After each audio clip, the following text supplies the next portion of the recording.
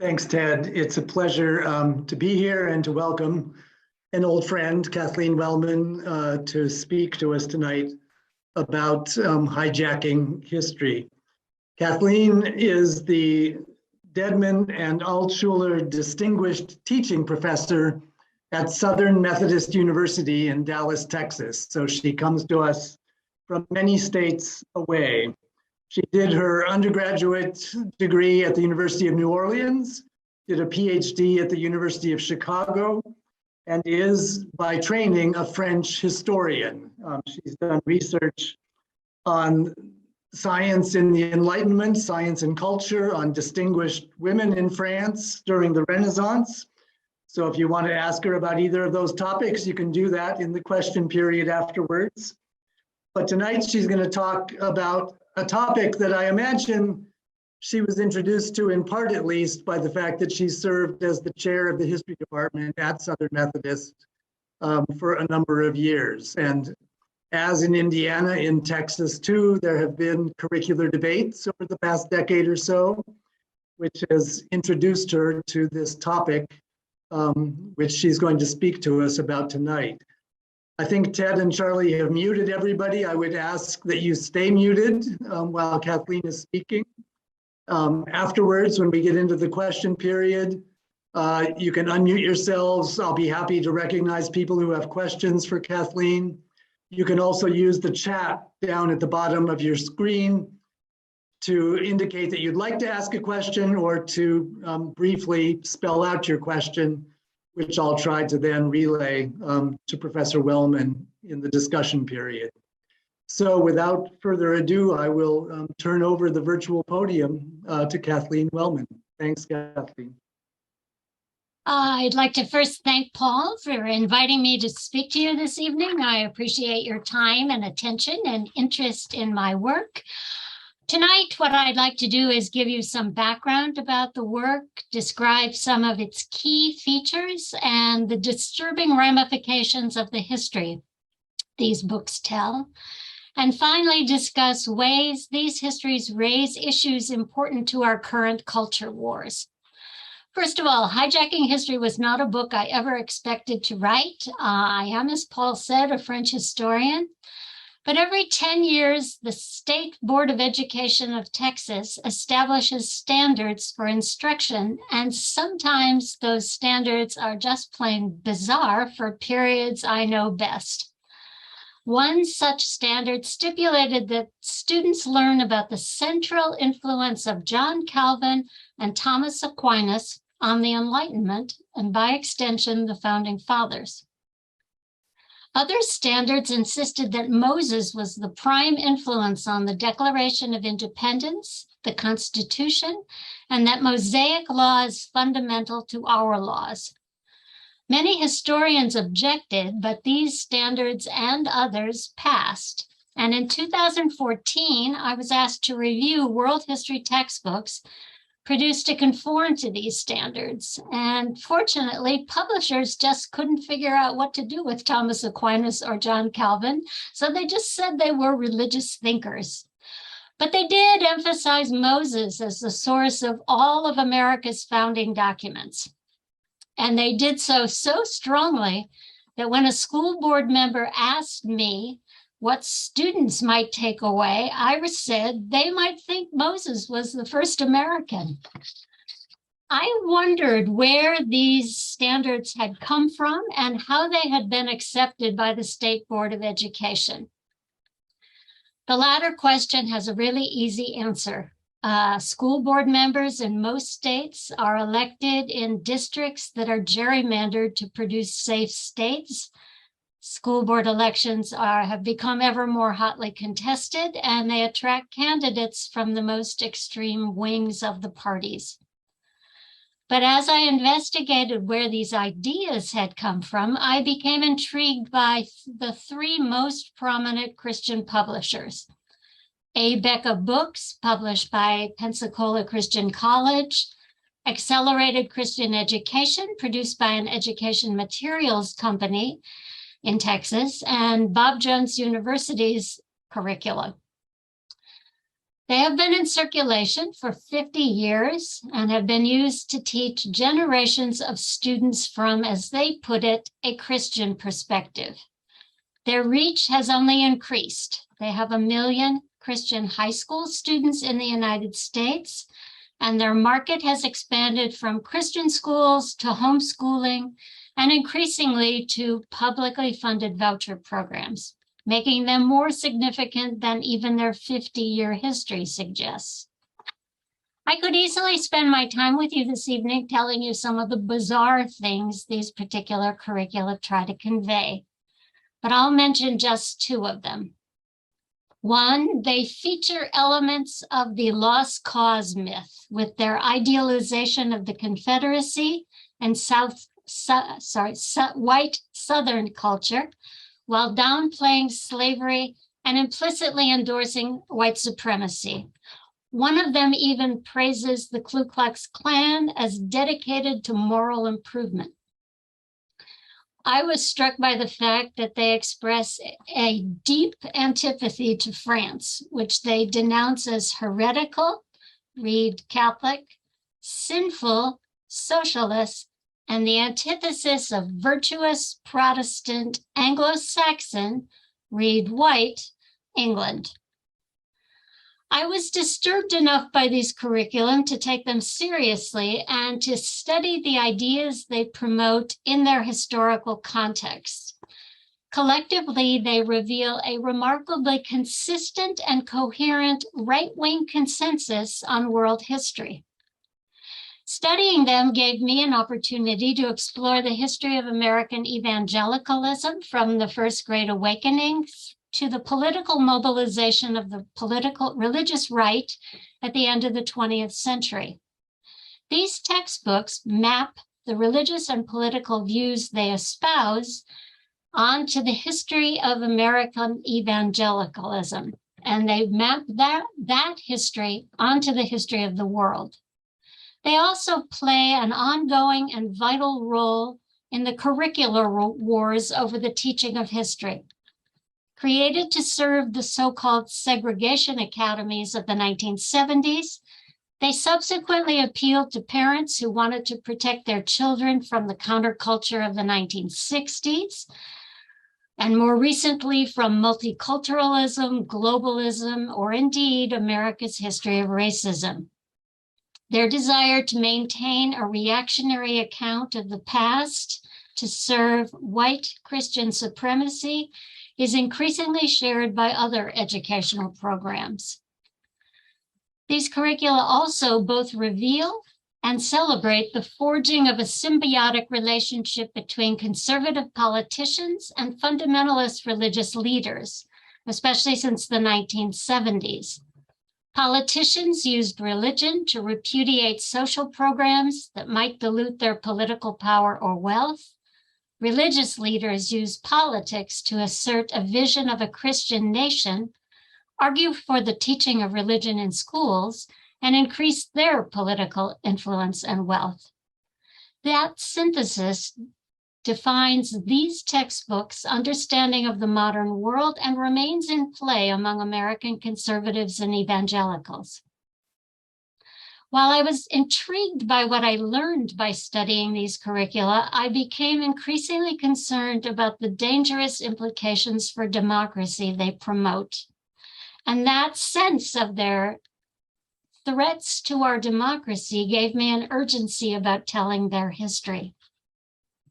The book I wrote moves from the Bible to Donald Trump, and I won't give you all of the details of that historical narrative, but I wanted to pick out some of the key points, some of the key presuppositions that underlie their histories, and I think you'll be able to see pretty readily how problematic those ideas are, but also recognize their relevance to our recent battles over education. First, these histories start with the Bible as the beginning of time, as the authoritative text for understanding the earliest history of the world, and as the key to interpreting all human history. They lay out fundamental positions that underlie their historical analysis, including New Earth creationism, the fundamental division by God of human beings into races, and God's support for limited government. The Tower of Babel indicts the vanity of humanism. The creation mandate endorses human control of the earth and Christian hegemony. History, as the story of God, how God has dealt with human beings through time, is a narrative of faith corroborated by biblical proof testing.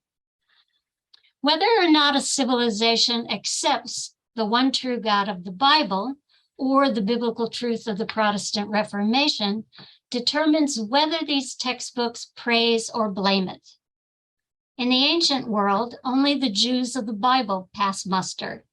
But even the Greeks and the Romans, who are widely appreciated as the foundation of Western civilization, are condemned for their pursuit of secular arts and philosophy, their gods, and their acceptance of homosexuality. They are the epitome of godless humanists. These textbooks dismiss much of human history and denigrate most human accomplishments. Only human accomplishments undertaken to support biblical truth, meaning evangelical Protestantism, are godly and have any value. But these textbooks use the ancient world to make judgments about the past from the perspective of current right-wing political ideas and values, which they consider unquestionably Christian and reflections of unchanging biblical truth. So they commend the Greeks for excluding women from the public sphere and praise the Romans for their patriarchal families. These textbooks tell a really surprising story about Christianity. The early Christians are scarcely mentioned.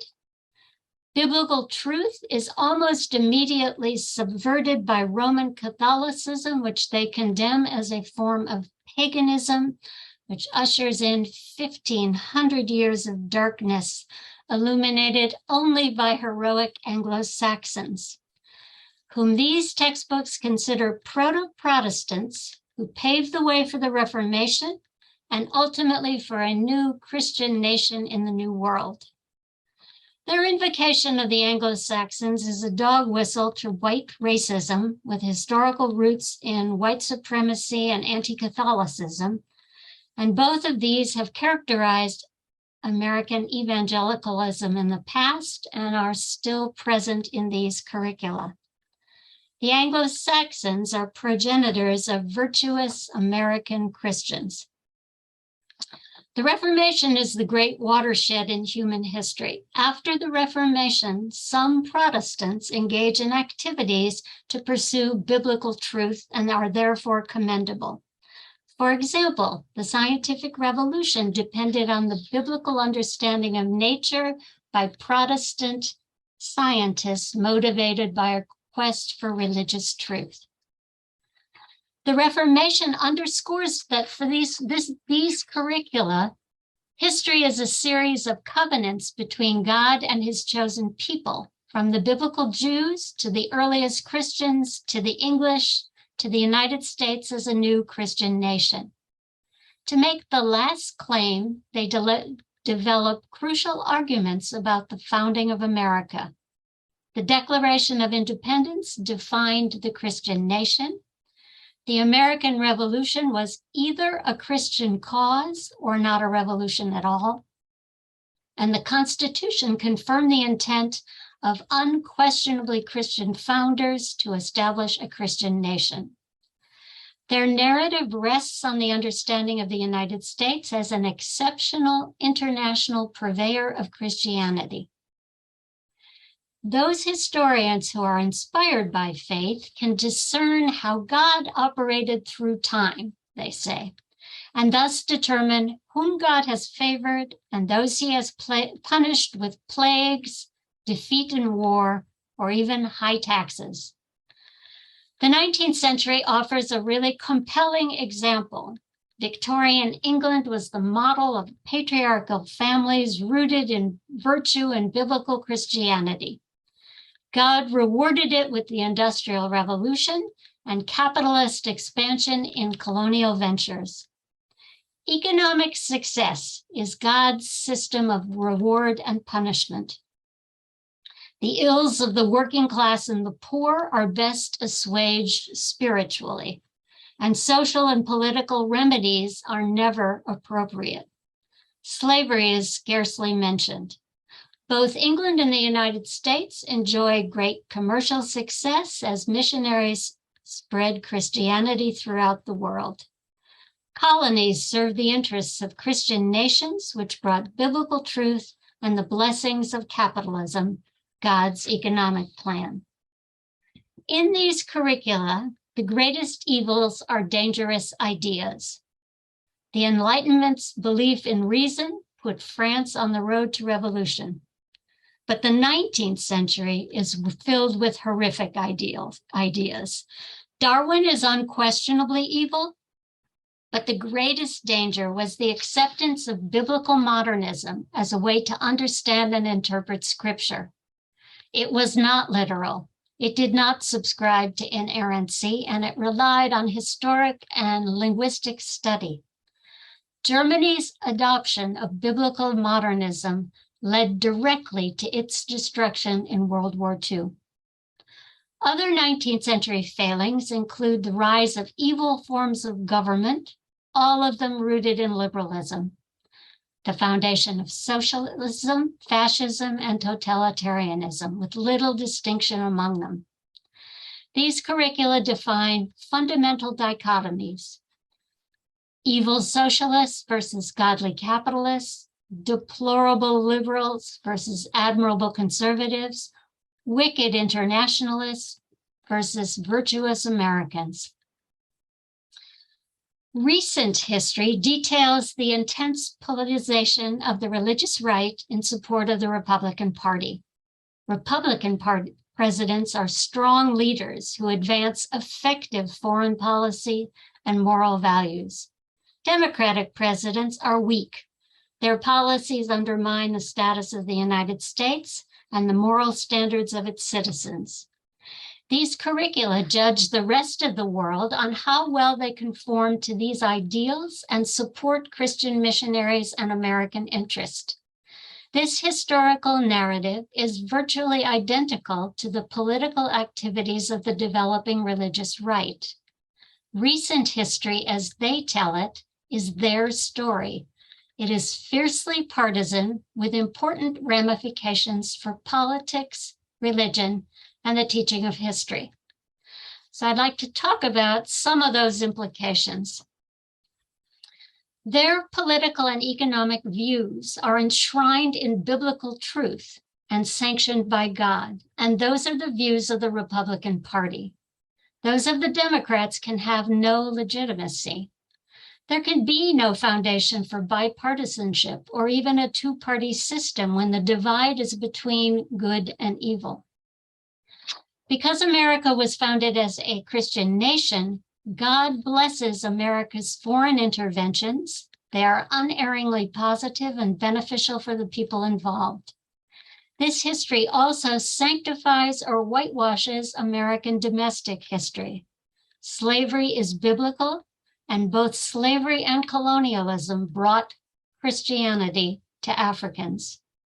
They present a history of America which is almost entirely expunged of race and injustice, but condemns any crusade on the part of the disadvantaged as un-American. The New Deal, the labor movement, the civil rights movement are all disparaged.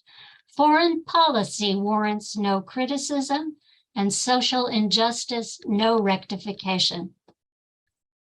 In defining how Christian Americans should see those most unlike them in race and religion, these textbooks foster a Christian superiority vis-a-vis other peoples and cultures.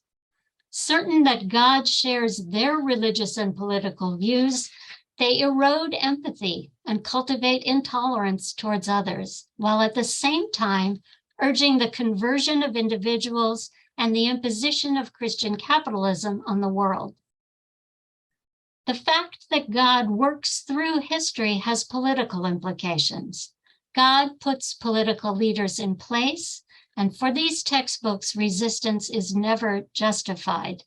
It's why the American Revolution really wasn't for them. However, it empowers the Christian to determine God's intent and to act in his name. The implications for Christianity are also significant. These textbooks explicitly promote religious intolerance. Islam is the work of the devil, and Catholics are heretics, for example. Their Christianity is less charitable than capitalist. Redress of social ills is not the proper concern of Christians. To claim that Christianity has no social message and that Christians must not intervene in the social and economic reality God has constructed profoundly distorts Christianity. Evangelicalism has always been a religious movement with few theological precepts. While evangelicals have disagreed over some theological and political issues in the past, in the present, evangelicalism seems unmoored or even divorced from theology, and the intellectual vacuum, noted by prominent evangelical scholars as well, has been filled by a politically reactionary creed. If Christianity is so tied to very specific political views, those views must prevail as true. There can be no compromise with those of other faiths or parties. These positions these curricula take also have profound implications for the teaching of, for understanding history in ways we see played out in the public arena. They conflate history with belief. It is not subject to doubt. What one believes about the age of the earth, the supremacy of Western civilization, the founding fathers, the Civil War, the New Deal, or the 2020 election is impervious to counter-argument or evidence. Any challenge to any fact or interpretation is an assault on fundamental beliefs, and any educational materials that do so are a threat.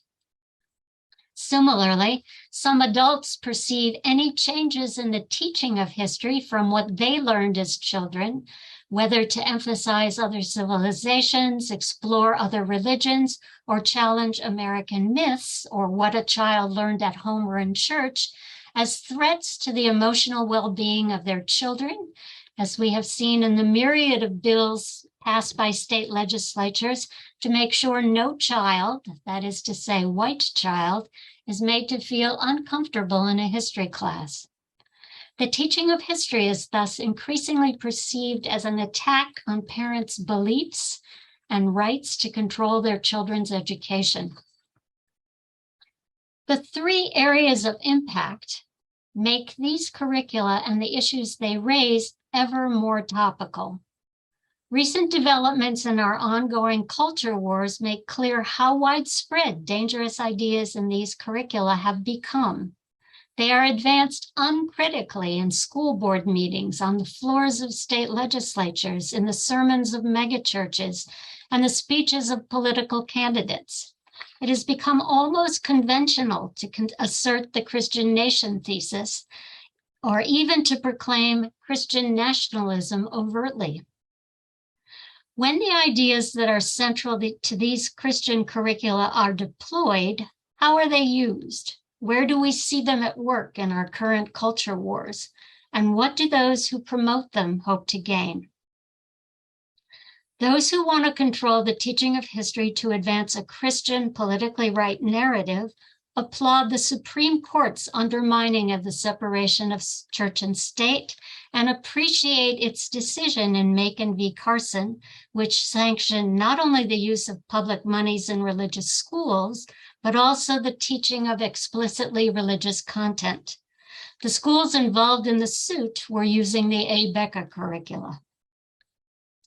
They understand that attacks on the teaching of history can roil culture wars to win elections as the entire nation became aware in the furor over critical race theory, which exploded in the summer of 2021. CRT, as you doubtless know, is a legal theory applied to the study of social institutions, which considers race, the role of race. Developed in law school, it is taught in some graduate programs, but in no high schools or grade schools. Its intense topicality has very little to do with CRT and everything to do with the teaching of the role of race in American history. Its sudden emergence in political culture is no accident. The Republican Party was looking for a cause to mobilize voters, especially suburban white voters, to get them to the polls. Several trial balloons had fizzled, political correctness and woke, for example. But CRT, as we all are aware, hit the mark. As Christopher Rufo, the media operative who placed the term into circulation, put it, we have decodified the term and will recodify it to annex the entire range of cultural constructions that are unpopular with Americans. It became, as the journalist Chauncey DeVega pointed out, an empty, free-floating signifier that can be made to mean anything propagandists and their audience want it to mean. As Rufo had hoped, CRT exponentially increased grievance. Not only did it scare white people into attacking the teaching of history, but the term expanded to incorporate grievances on race, diversity and inclusion, immigration, and LGBTQ issues. Opposition to CRT led to bills constraining the teaching of history at all levels, especially about race, but also about progressive ideas, read as Marxist socialists, to teaching about sexuality, read as sexual grooming.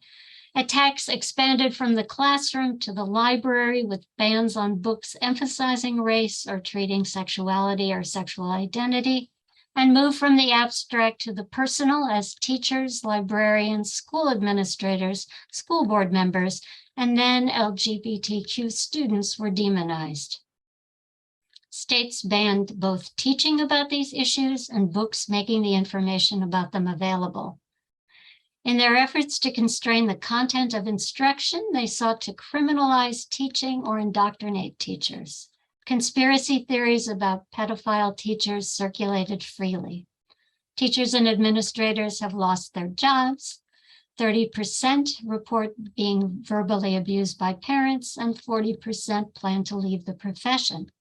Some 283 bills have been proposed, and 64 of them have passed thus far. 42% of them ban transgender sports participation, 28% limit the teaching of history, and 23% restrict discussions of sexuality and gender identity. But countless measures are in the pipeline and will likely be revived in future state legislatures. Florida has been the most horrifying example thus far, though I'm convinced that Governor Abbott likes to follow Governor DeSantis on virtually every plan that he comes up with. Florida has passed 26 of these bills. One requires an annual survey of faculty, staff, and students about their political beliefs, with proposed budget cuts for universities which indoctrinate students with woke ideas. The Stop Woke bill endorses the rights of parents to ban any books or teaching that cause discomfort about, quote, the Civil War, the expansion of the United States, the world wars, and the civil rights movement, end quote. These measures have broader, chilling effects on teaching and intellectual resistance. University of Florida faculty have been prohibited from testifying in voting rights cases or about mask wearing, and university administrators have worked with the state to constrain faculty speech. Ron DeSantis has an endless list of ways to attack teaching at all levels, including proposals to bring higher education under much tighter legislative control. Watch Florida to see what future attacks on education will look like. Indiana was spared most of the most egregious Florida measures. As you're no doubt more aware than I, the Senate refused to pass the harmful materials bill, requiring the removal of content considered harmful from schools and librarians, and a revenue sharing bill stipulating that schools share fund with charter schools. But HB 1040 banning the participation of transgender girls in sports passed and overrode the governor's veto. Many bills explicitly advocate some content of the Christian curricula I discussed, and some states intend to adopt standards that conform to them. Some states are considering state standards set by the 1776 project inaugurated by Donald Trump to counteract the emphasis of the 1619 project on the role of slavery and African-American culture in American history. Other states are considering adopting American birthright standards for the teaching of history, and they emphasize American exceptionalism and Christianity, and are supported by a large cast of right-wing political luminaries. In sum, the outcry over CRT and the flurry of education bills produced in response demonstrates how readily the issue of teaching history taps into cultural anxieties. While the immediate impetus for attacking CRT was the upcoming midterms, there's a longer commitment to placing reactionary Republican candidates on school boards to keep such issues in the forefront of public discussion. The 1776 PAC, for example, hopes to flip 300 school boards this election cycle.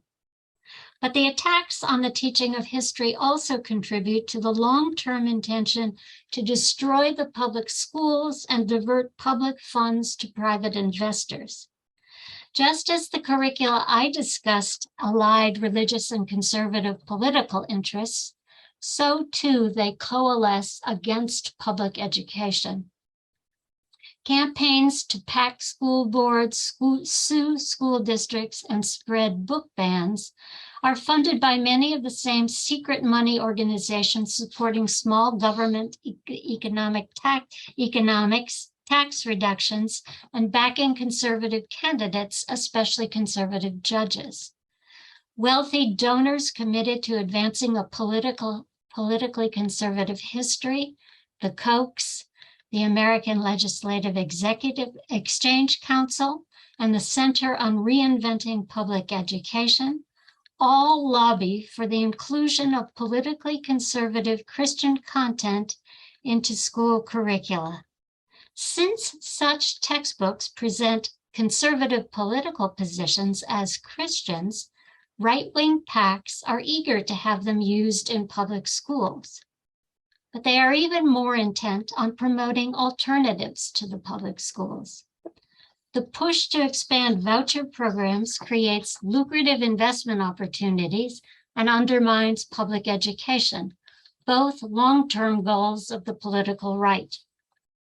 The Christian curricula I discussed have always been part of an effort to displace public schools. With the growing expansion of voucher programs, the use of these curricula is over 90% of them in Florida, Louisiana, and North Carolina. Voucher programs both create investment opportunities for the wealthy and teach students a right-wing history. Opposition to CRT has galvanized major efforts to expand such programs in Arizona, Texas, and Florida. Citizens educated with these Christian curricula in Christian schools, homeschooling, or voucher programs will have been indoctrinated in the claims of a Republican Christian nation without a commitment to democracy. A citizenry indoctrinated in ideas that subvert democracy will inevitably erode democracy in America. It is no accident that authoritarian regimes inevitably attempt to control their histories, to rewrite the histories of their countries. And currently such efforts are underway in Russia, Brazil, Turkey, and now even with some success in the United States. Most disturbingly, religious and political interests are allied in efforts to make minority government permanent.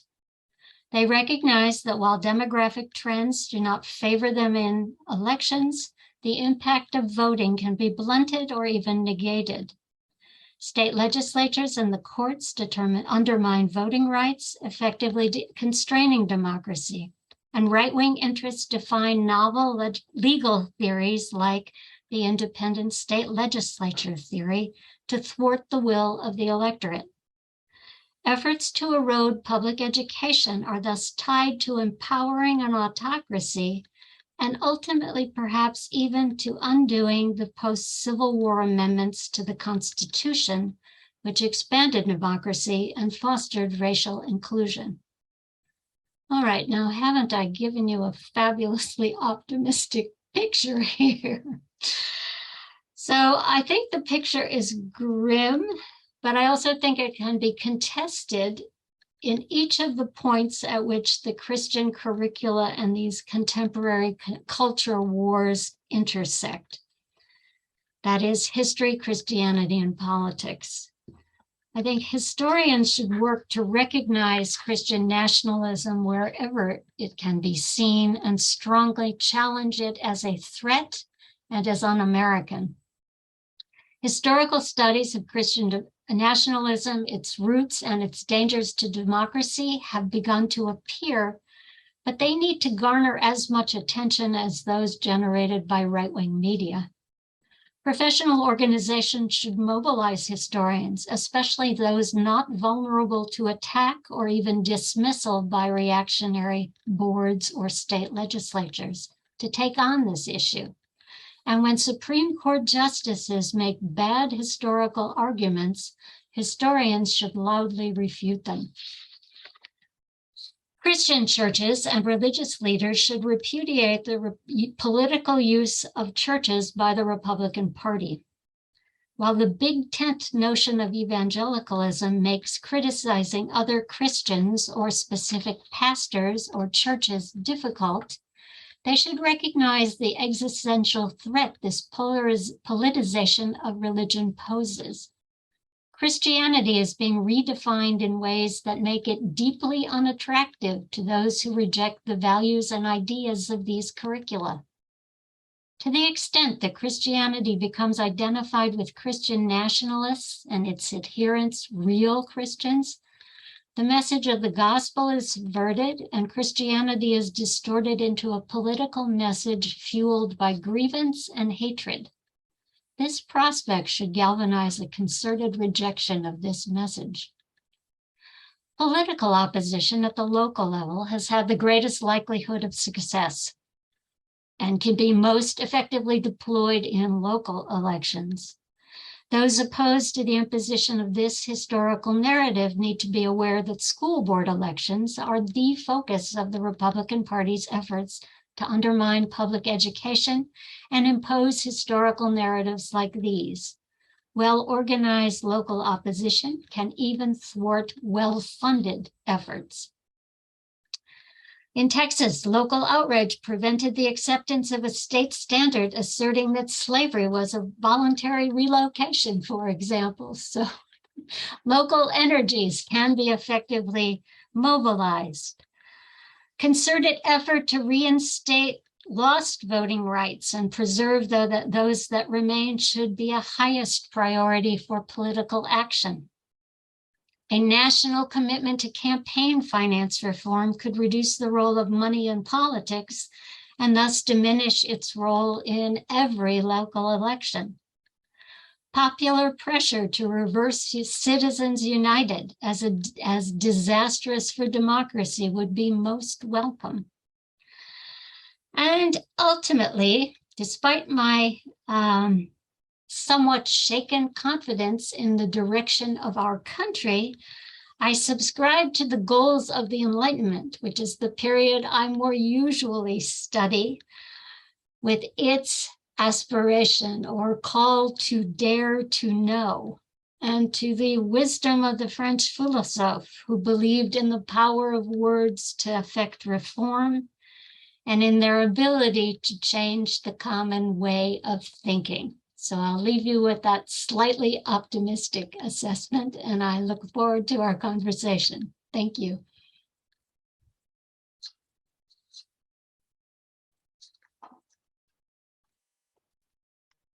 Thank you, Kathleen, for that thought-provoking talk. Lots of information there, as I'm sure all of you will agree. And as I've long recognized, historians tend to make things more complicated, not simpler, when they dig into problems like this. But there's certainly lots of food for thought here. There have already been a couple of questions in the chat, so I'm going to go ahead and give those to Kathleen one at a time here. The first comes from Jeff Raisley, who would like you to comment on any similarities that you see between what you've been describing in American educational debates or educational policy efforts and things that we saw either in Nazi Germany or in some of the fundamentalist madrasas of the Islamic world in the more recent past. I'm afraid I don't really know enough to make strong comparisons about them beyond the sort of superficial assessment that anytime a regime comes to power and it wants to clamp down on dissent, it almost immediately seeks to control education, and a key to controlling education is rewriting the history of the country and insisting that everyone in the country subscribe to orthodox histories. I don't really know much more specifically about, I mean, I know that this is done, but obviously both in Nazi Germany and madrasas, but I don't know that much more than that. I think if I could just add my own thought there, that there's always a tension in the way we teach history between seeing history as probing or exploring the past and debating how to interpret it versus a history that glorifies the past, which is certainly embedded there in the current debate about American historical education in our public schools. I have another question here. Philip Goodchild, I'm just going to read this one. How would you suggest rebutting the worldview you've lamented tonight to those legislators who promote it or simply don't know any better at the Indiana State House or any other state house? I ask this as a nonpartisan activist for better public policy decisions in state government. It seems to me that most of the efforts in state legislatures are requiring public comment, and their expectation is that they will get a lot of public comments from people who support the kind of history that I've described. When the Texas State Board of Education has held open meetings with public comment, they've not gotten what they've bargained for. So one thing I would sort of suggest as a possibility is that for any opportunity that anyone has to speak before state legislatures, that activist groups actively recruit historians and lay out before them the historical issues that are on the table, because I don't think a historian could read the account of the curricula or read state standards that are being proposed by any number of conservative PACs and find them at all historically credible. So I think that it would be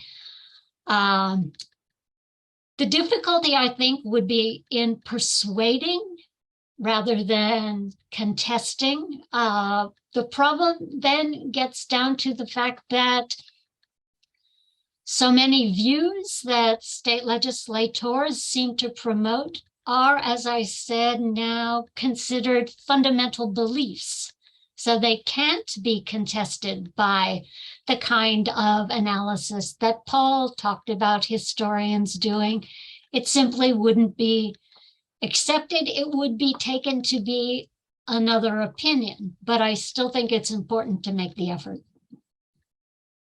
All right, thanks. Dave Mason has a question. I'm just going to let him unmute himself and ask it himself. Yes, Dr. Wellman, I really appreciated that. It was really fascinating and interesting, but also extremely depressing and reinforcing my own really horrible pessimism about the future of American democracy. I mean, I'm reminded in particular, I mean, you and Paul are both sort of Enlightenment historians. I'm a political scientist, but you know, of Jefferson's comment that that democracy can only work with an enlightened people. And my sense is that, I mean, I've really been quite discouraged since I retired some years ago that we basically have failed as educators at critical thinking, at teaching critical thinking. I mean, that's what we were trying to do that's what I was trying to do during my years of teaching. And I think most of us are trying to do that, but it's obviously failed. I mean, you look at surveys now that show, you know, 20% of Americans believe that that school shootings are faked, that only about there's about a third of people who believe the moon landing was faked. There's you know, 30% or so who about a third of Americans don't believe in evolution. And 40%, fully 40% of Americans don't believe that Biden won the election. So I don't know, how do we get beyond this? We've got a population that is basically unenlightened and not open to evidence or science or reason or education. I think it's a very perilous time, and I really have very little hope that our democracy will survive this. But as an educator, how would you respond to that? I think you've given a more depressing analysis than I did. So I don't think the fault can all be laid to you or to us as educators. I think there are too many other cultural influences that have come into play. There are too many other, obviously social media plays a tremendous role. I don't understand, honestly, I'm with you. I don't understand why people have not become enlightened. I mean, I think there are certain systematic changes in education that have occurred over my career that have obviously worked against enlightenment and against critical thinking. One of the keys to those is the emphasis on education as simply a route to a job, which means you don't have to prioritize the humanities and disciplines that really cultivate critical thinking. But that's probably a very small part of the explanation for why all of this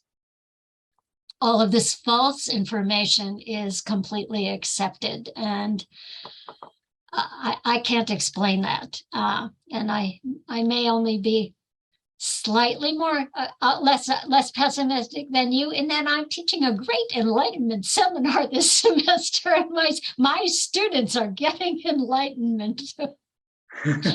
Well, good. So I have a question here for you from Larry Ron, who asks, can you say more about the challenge to dare to know, perhaps especially in our churches? Knowing history and science are not often emphasized in our churches. Do you see, I guess part of the question there is, do you see American churches, especially Protestant churches, perhaps as combating this impulse that came out of the Enlightenment to ask questions and dare to know?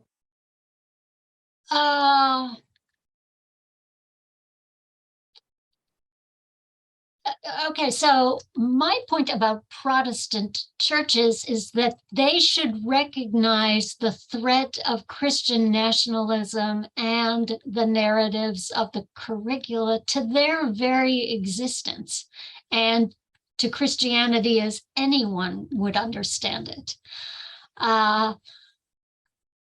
I don't see mainline Protestant churches throughout their histories as being opposed to Enlightenment or as opposed or in favor of the ideas of these Christian curricula generally.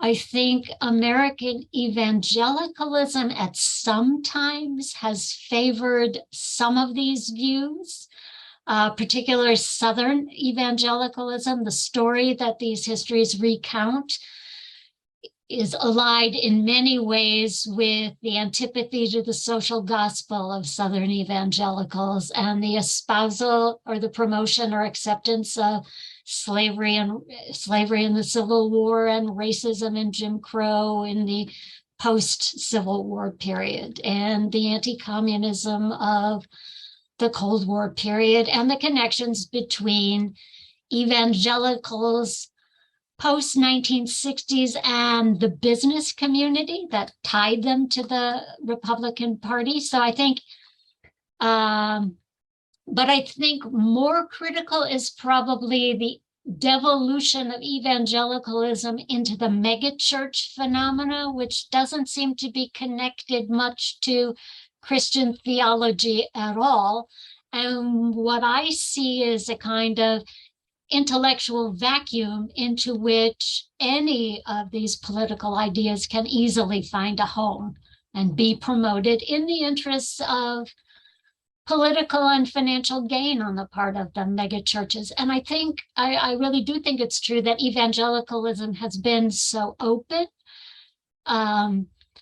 that it's under threat of becoming nothing but this political message. And there are now groups of pastors who are resisting Christian nationalism, and I would think that that should become a much stronger movement.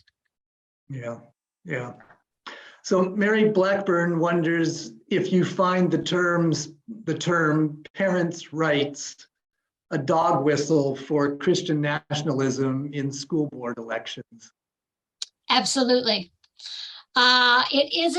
It's not just Christian nationalism, it's also evangelicalism, because evangelicals insist on the authority of a father over his wife and children, and they see that as being undermined by public education, period, and any attempts of any authority to intervene in the father's authority over the education of his children. So it's a dog whistle to white evangelicals, and they're, of course, connected to Christian nationalism, but I wouldn't see them as being absolutely identical. Yeah. So Christina Simmons has a question. This one's a complicated one. Do you have any insight into the deep reasons that people are attracted to this worldview beyond simply growing up in these churches? She's thinking of Trump's appeal to white grievance, but applied specifically to these right-wing Christians. Does this come out of economic and social marginalization, or are there deeper, perhaps historical roots to all this?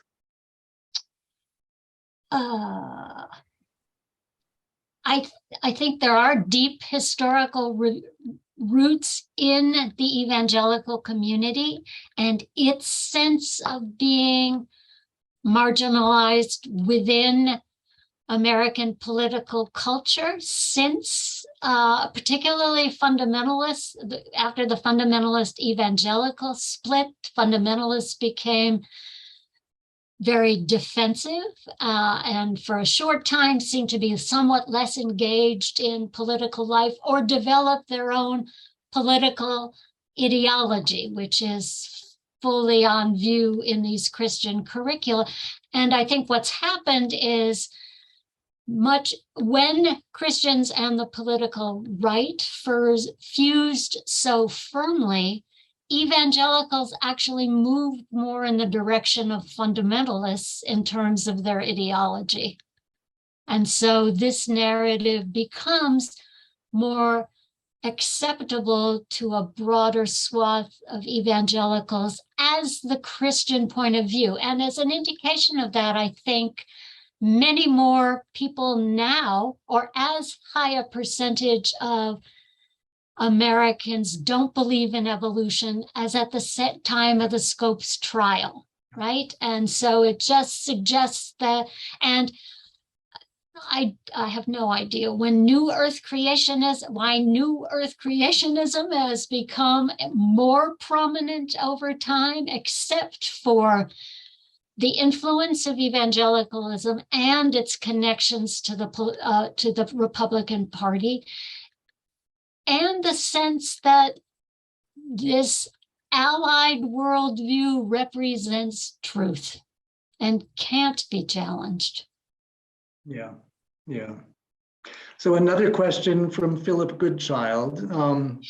As you've looked at all this in states around the country, have you seen a connection between some of these curricular initiatives and efforts to repeal public sector collective bargaining rights? So does anti-labor and pro-Christian curriculum, do those things seem to go together, I guess, is a simple way of understanding that question. Right, and I haven't seen that, and honestly, I can say when CRT emerged in the summer of 2021, the book came out at the end of October. I naively thought I would stay on top of these issues, and I couldn't possibly if I were ever going to do anything else at all. It's just been kind of a deluge of assaults on education, right? But I haven't seen, I mean, these curricula are not at all sympathetic to labor. They're not at all sympathetic to organizing, obviously, but I haven't seen any connections. Well, I would suspect they will emerge in Florida. Yeah, that seems a good right, with possibility. DeSantis's attack on Disney and other corporations, and yeah, that's where I would expect some of the labor issues.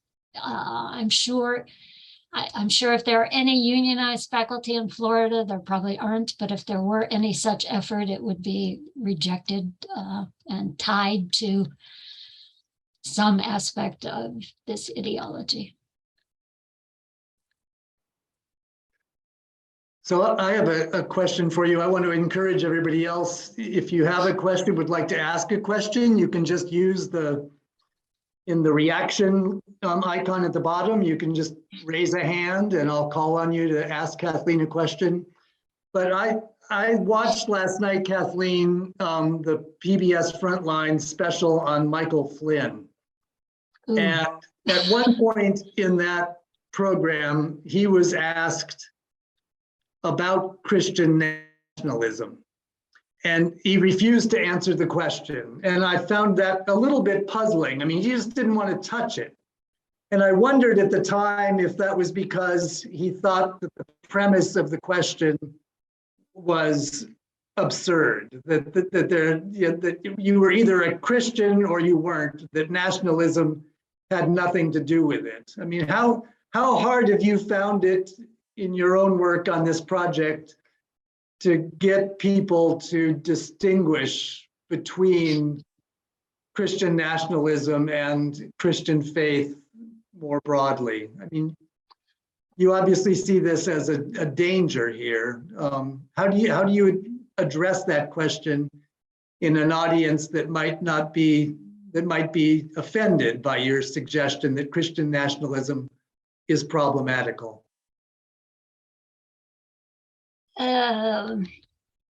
I mean, one thing that has struck me is when I was writing this book, Christian nationalism was not a term that was much discussed, right? There have been recent works by sociologists who've tried to suss out exactly what people who are Christian nationalists mean, as opposed to evangelicals, and what positions intersect to define a Christian nationalist. And for some of them, their interest is to say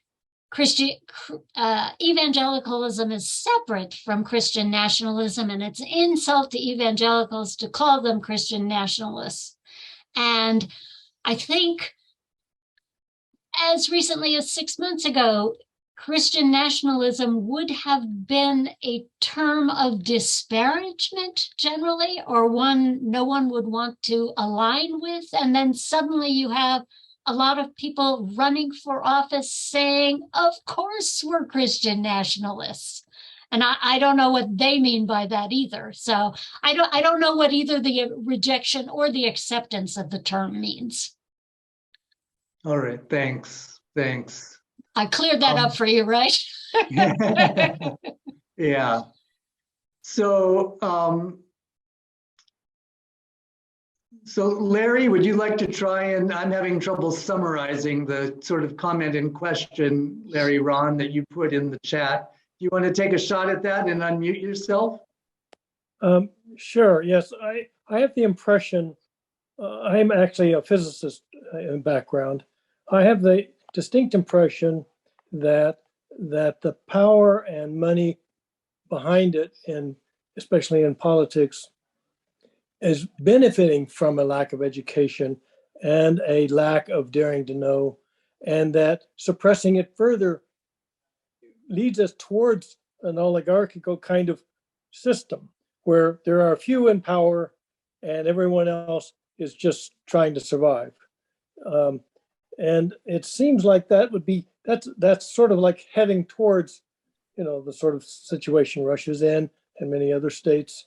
And it seems very difficult without something very dramatic to stop. I mean, I've got all the interesting books about how, the path to tyranny and all this kind of stuff, but it all implies some kind of logical, analytical approach. And by exploiting belief systems, politicians are now just short-circuiting logic. And I'm not quite sure how we can tackle that.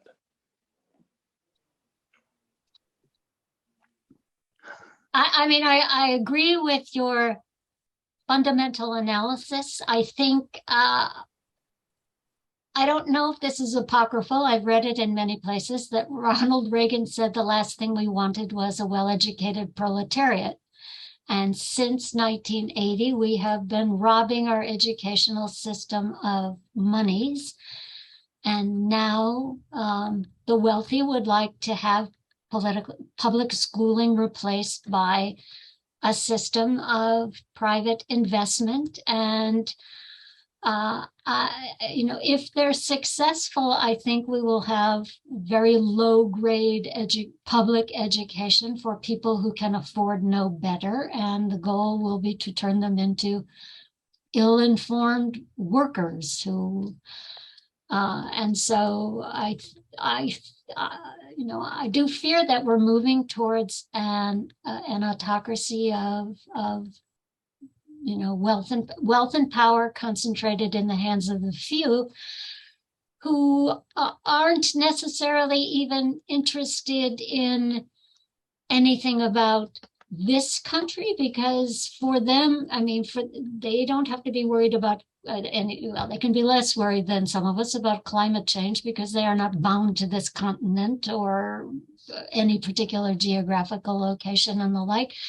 They will be in a position to have it not much matter for their fortunes whether or not they're Americans.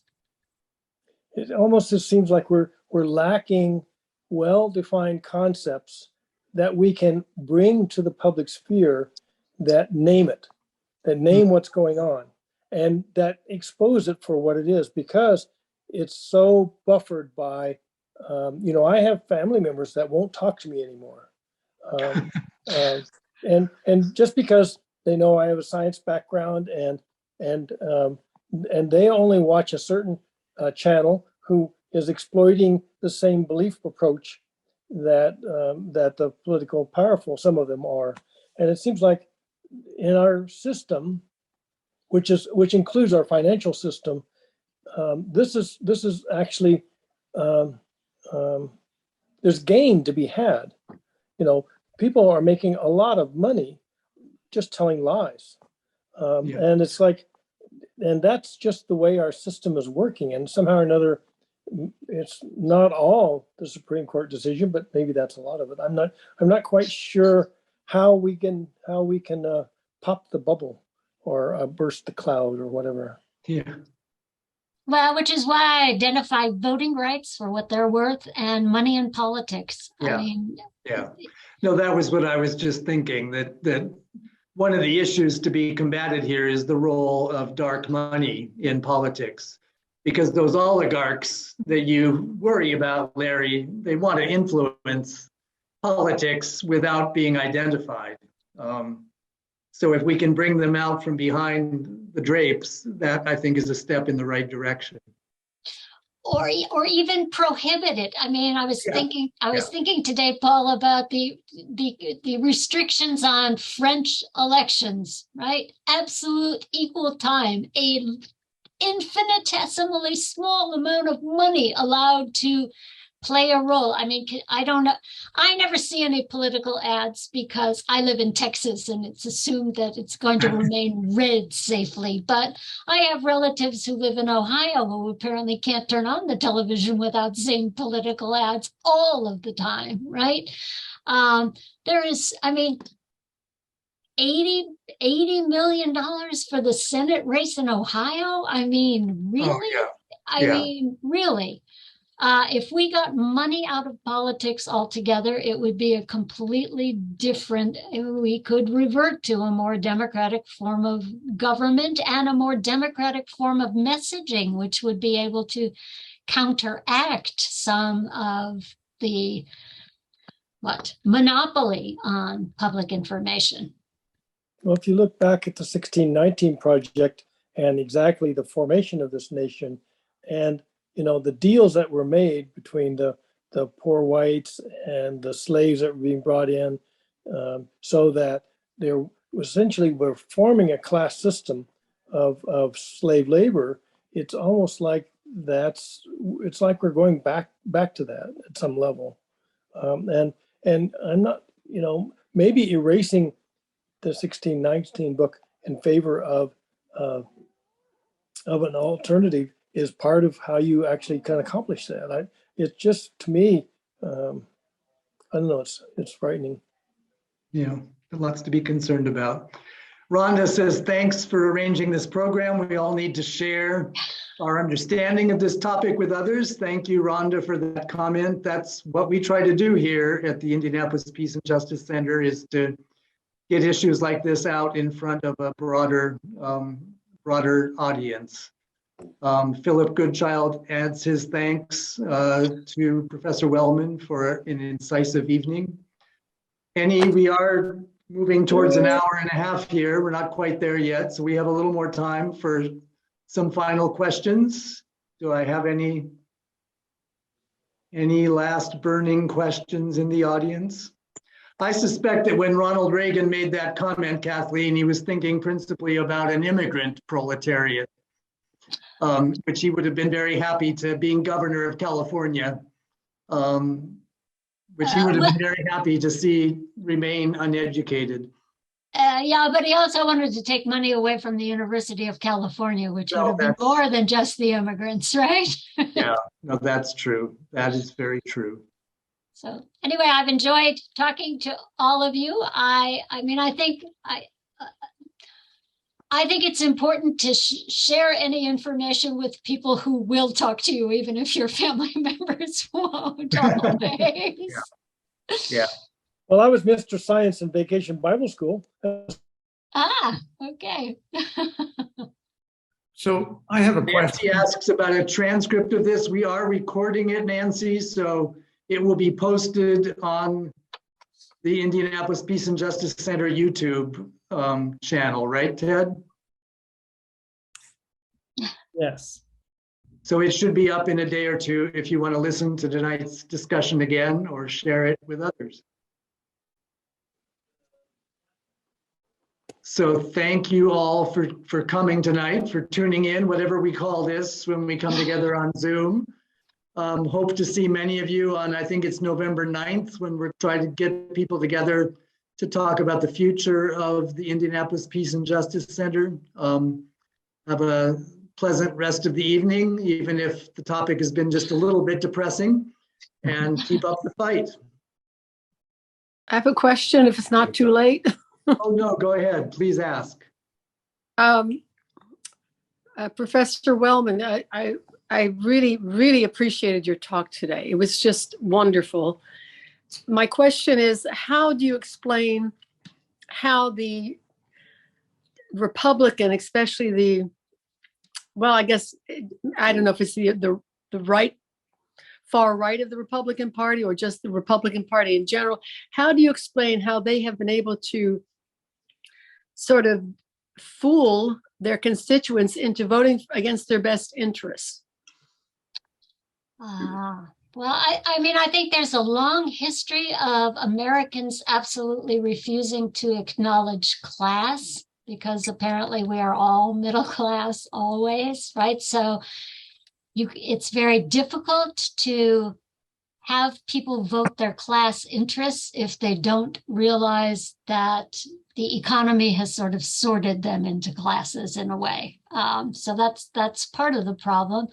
I think that it was a cynical and brilliant move on the part of the Republican Party to ally with the religious right and realize that they could espouse religious ideals and never act on them.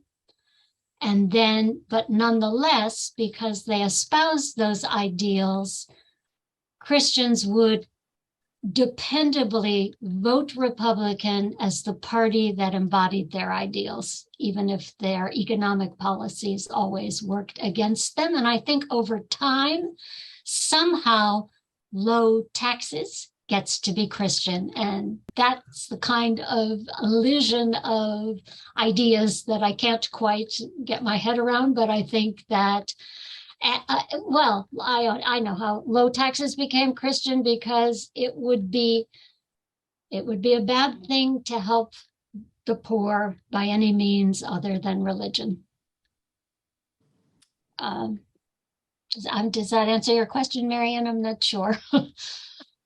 Yes, I'm thinking of Blacks and Hispanics who end up Republican, and always surprises me because I'm thinking, what have they done for you, or what do they even propose to do for you when you, and I'm not talking about you as an individual, but when you as a group are in more need than most people, you're discriminated against economically and all that, and they constantly thwart any bills that would provide for, help for the middle class in various ways. And I just find that amazing that they are siding with them instead of the Democratic Party, who openly says that, they're trying to help with public sector policies that'll improve the welfare of the public and so forth.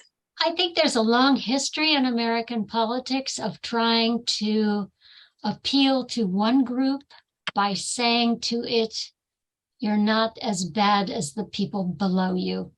So that was the strategy for attracting poor whites to from the Democratic Party to the Republican Party.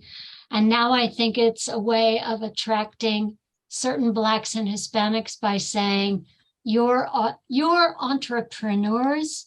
You're not the kind of people that we are condemning as criminals and drug addicts and all the other kinds of epithets that are used to describe minority and immigrant populations. You're on the route to success, and it's the Republican Party that's associated with economic success.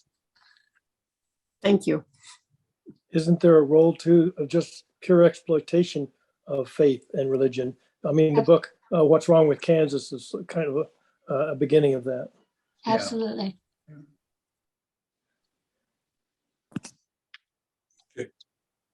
So I think Jeanette has asked in the chat if you have any suggestions about language choice in trying to broach these arguments with friends and family members who are more conservative than you. Things to avoid, ways to open the dialogue.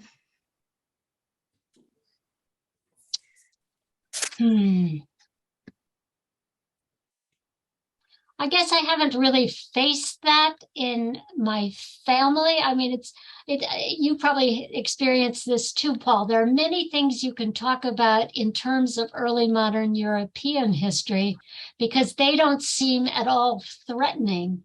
And you can expose ideas that get students to think critically, and almost inevitably they will come to see comparisons to the modern situation, but you never have to say anything overt. But lecturing about early modern history probably wouldn't work to people who aren't in my classroom. Yeah, that works better for you and me than it does for most of the other folks around the screen tonight.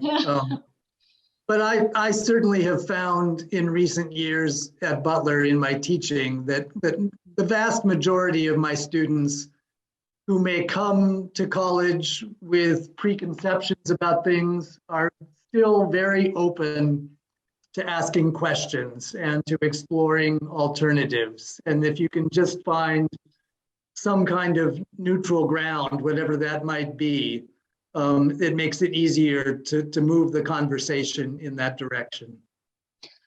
I have occasionally lectured on this book at SMU and in, venues where it is featured as the topic. And I have had any number of students come up to me and tell me how abused they feel once they come to college about being educated with these Christian curricula. Yeah. I mean, it was very striking to me in reading your book, the point you made about evangelical Christians not viewing Catholicism as a part of the Christian world. Because that's something I've heard from students over the years many, many times. This sort of innocent question, you mean Catholics or Christians? I thought they were something different. And it's always surprising to me when I get that, but it's become almost commonplace in my teaching, to get that question once or twice a semester. Which is all the more reason to be concerned about the kind of curricula that you've been describing to us tonight. All right, those of us who are still around obviously don't want to go do something else tonight. We must have house cleaning to do or something that we're trying to stay away from. Any final questions or comments before we call it a night?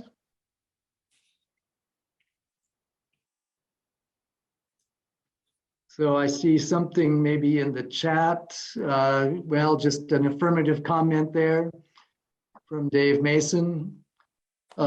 So thanks again to everybody for coming tonight, and we'll hope to see you again in the future. And I recommend that you go to Amazon and buy Kathleen's book. It's a good read.